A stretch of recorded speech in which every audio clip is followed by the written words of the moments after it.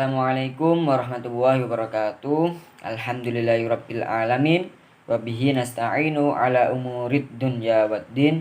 Wassalatu wassalamu ala asyrafil anbiya'i wal mursalin sayyidina maulana Muhammadin wa ala alihi wa sahbihi ajma'in, amma ba'du.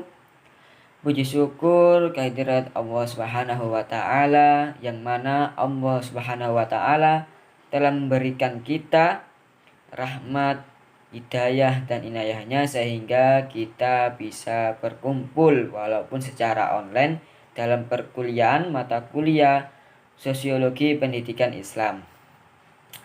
Untuk itu langsung saja kami, yakni dari saya sendiri Ahmad Zainuri, kemudian ada Mas Faris Yasul Haq dan Mas Muhammad Iqbal Fahlevi akan membahas makalah yang berjudul pengaruh ekonomi sosial terhadap perkembangan Islam dan pendidikan Islam. Pendidikan sendiri secara bahasa atau etimologi berasal dari bahasa Arab, yakni tarbiyah. Kata tarbiyah itu mempunyai akar kata rob yang mempunyai arti pada dasarnya itu berkembang, mengatur, memelihara dan menjaga kelestarian atau eksistensi dari sesuatu. Istilah tarbiyah juga bisa diartikan sebagai transformasi ilmu pengetahuan dari pendidik kepada peserta didik atau dari guru kepada murid, yang bertujuan untuk meningkatkan dan menghadirkan sikap semangat yang tinggi dalam memahami dan menyadari kehidupan peserta didik, sehingga terbentuk ketakwaan, budi pekerti, dan kepribadian yang luhur dan baik. Menurut Azyumardi Azra, pendidikan Islam merupakan proses penyiapan generasi muda untuk menjalankan kehidupan dan memenuhi tujuan hidupnya secara lebih efektif dan efisien. Sedangkan menurut Omar Muhammad At-Taumi Asy-Syaibani, pendidikan Islam adalah proses mengubah tingkah laku individu pada kehidupan pribadi, masyarakat, dan alam sekitarnya dengan cara pengajaran sebagai suatu aktivitas linium baru di antara profesi-profesi asasi dalam masyarakat. Maka dapat disimpulkan, pendidikan Islam adalah suatu proses metode mengenai transformasi ilmu pengetahuan yang bernilai Islam kepada peserta didik melalui upaya pengajaran, pembimbingan dan pengasuhan, pembiasaan, pengawasan dan pengembangan potensi peserta didik yang pada dasarnya itu bertujuan untuk mencapai keselarasan dan keseimbangan serta kesempurnaan hidup di dunia dan akhirat. Untuk selanjutnya akan dijelaskan oleh presentator. Untuk itu dipersilakan. Baik, terima kasih kepada Mas Zainuri. Untuk selanjutnya yaitu pengaruh ekonomi sosial pada perkembangan Islam dan pendidikan Islam. Untuk ekonomi dan sosial turut memberikan pengaruh yang sangat besar sekali terhadap keberlangsungan pendidikan yang di dalamnya itu mencakup pendidikan Islam. Masyarakat yang memiliki kekuatan ekonomi dan status sosial yang relatif tinggi itu tentunya lebih mampu memberikan pendidikan yang berkualitas atau pendidikan yang baik bagi anak-anak mereka dibandingkan masyarakat yang berada pada ekonomi kelas menengah ke bawah.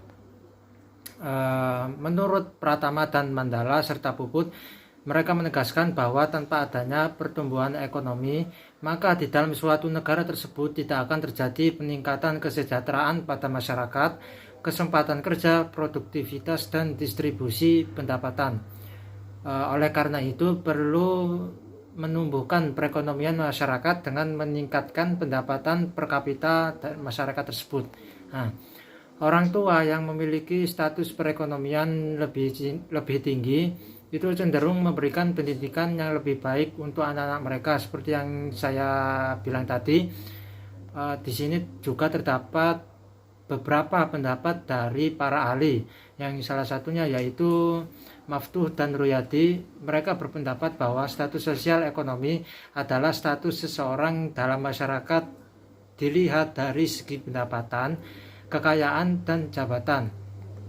Kemudian definisi status sosial ekonomi menurut Konjana Ringrat dalam Halinda DKK adalah keadaan yang mencerminkan kedudukan seseorang dalam masyarakat yang dilihat dari 3 faktor. Nah, 3 faktor tersebut yaitu pekerjaan, kemudian pendidikan, dan faktor terakhir yaitu pendapatan. Nah, kemudian dapat diketahui bahwa pendidikan merupakan bagian terpenting dari proses pembangunan nasional dan juga merupakan penentu ekonomi dari suatu negara tersebut. Nah, para ahli ekonomi juga berpendapat yang sama bahwa sumber daya manusia dari suatu bangsa tersebut bukan berbentuk dari modal fisik ataupun berbentuk material, melainkan menjadi faktor yang akan menentukan karakter dan kecepatan pembangunan sosial dan ekonomi suatu bangsa pada masa yang akan datang nanti atau masa depan lah.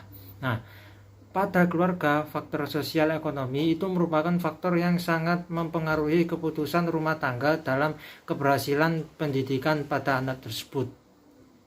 Jadi teman-teman, saat ini pemerintah itu berupaya untuk memperluas cakupan pendidikan agar dapat diterima oleh berbagai kalangan, yakni melalui program, salah satunya program beasiswa. Kemudian apabila dikaitkan dengan kualitas pendidikan, tentunya pendidikan gratis yang dicetuskan pemerintah juga harus dipertanyakan juga.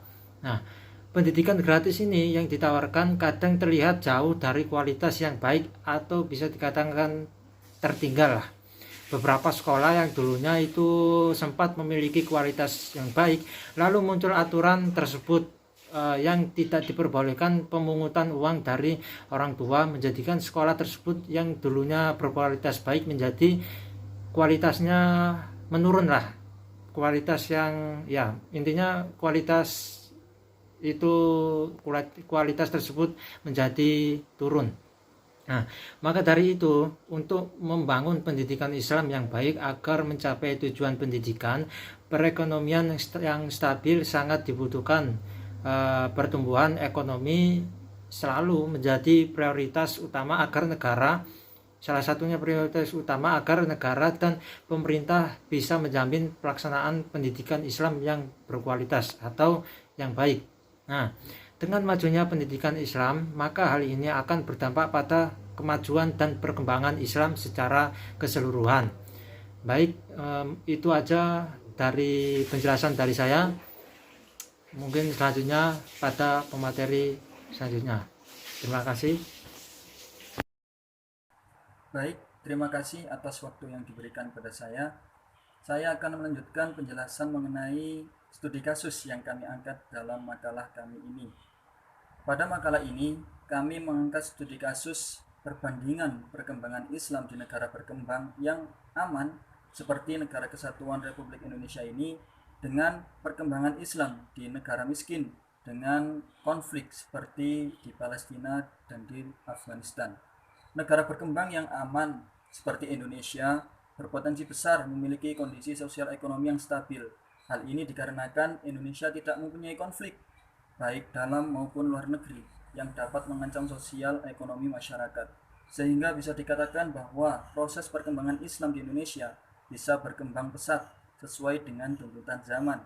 Kehidupan sosial di negara aman seperti Indonesia ini memungkinkan rakyatnya untuk saling tukar pendapat, diskusi, atau forum keagamaan antar daerah untuk berkoordinasi guna membahas perkembangan Islam tanpa gangguan dan hambatan dari manapun, serta memiliki hak beribadah yang dilindungi oleh undang-undang, sehingga proses perkembangan Islam akan berjalan lancar. Berbanding terbalik dengan negara yang kondisi sosial ekonomi yang stabil seperti di Indonesia ini, negara-negara dengan konflik seperti di Palestina, di Afghanistan, akan memiliki status ekonomi yang tidak stabil. Setiap hari gencatan senjata, setiap hari terdengar bom, sehingga ini akan mempengaruhi stabilitas sosial ekonomi masyarakat tersebut. Warga yang sedang berkonflik akan sulit merasa tenang atau bahkan tidak akan mendapat rasa ketenangan dalam hidupnya. Hal ini dikarenakan gangguan dan tekanan yang diberikan oleh Zionis atau teroris seperti Israel kepada warga Palestina. Dengan situasi demikian, Islam masih memiliki potensi untuk berkembang, namun persentasenya lebih kecil dibandingkan perkembangan Islam di negara atau daerah kekuasaan yang aman. Karena pada negara yang berkonflik ini kualitas sosial ekonomi sangat tidak stabil atau bisa dikatakan sangat rendah. Sangat jarang sekali ditemukan diskusi-diskusi mengenai keagamaan sehingga Islam sulit berkembang. Karena umat Islam yang berada di zona konflik akan diawasi oleh para pembelot atau penjajah, dan dia tidak akan segan dihukum atau bahkan dibunuh ketika ketahuan berdiskusi untuk kemajuan Islam. Dengan demikian bisa disimpulkan bahwa kondisi sosial ekonomi memiliki peran atau pengaruh besar bagi kemajuan dan perkembangan Islam. Dengan kondisi sosial ekonomi yang tinggi, Islam akan semakin mudah berkembang. Sebaliknya, jika kondisi sosial dan ekonomi rendah, maka akan berdampak pada keberlangsungan proses kemajuan dan perkembangan Islam. Sekian dari kelompok kami. Kami mohon maaf apabila ada tutur kata yang salah maupun perbuatan yang salah. Akhirun nastaghfiru minkum. Wassalamualaikum warahmatullahi wabarakatuh.